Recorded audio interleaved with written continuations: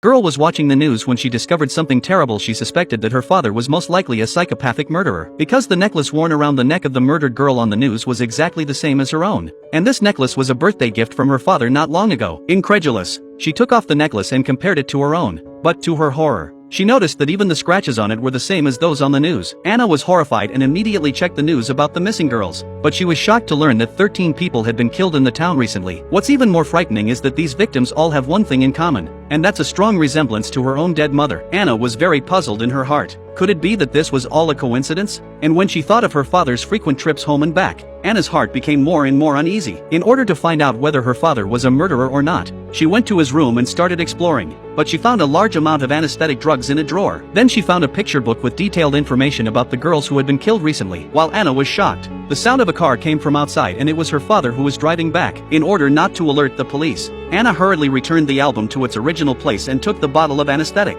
then quickly went out of her father's room and returned to her own boudoir, pretending to be calm. Anna breathed a sigh of relief when she suddenly remembered that the newsreel downstairs hadn't been switched off. Panicked, she rushed to the first floor and managed to switch off the TV before her father entered the house. At that moment, she observed that her father was wearing leather gloves, so she tentatively asked if it was cold outside. But her father responded with an unnatural look on his face that he was wearing gloves because it was cold in the car. Then they watched TV together. But Anna was so distracted that she couldn't sleep or eat. But then a plate fell to the ground and Anna's hand was cut by a splinter. Her father was so kind and caring that she couldn't believe that her father could hurt someone else. She thought she was too sensitive. But until late at night, Anna was still tossing and turning, and there was always a mystery inside her. Suddenly there were footsteps in the corridor and her father lowered the stairs to the attic. And as she listened to the noise above her, it was clear that he was up there doing something he didn't want to know about. The next morning Anna took out the necklace and began to test her father by asking him if he had bought the necklace secondhand because it had many small imperfections. But he said he hadn't looked at it carefully when he bought it. Anna said, "Can you get a new one?"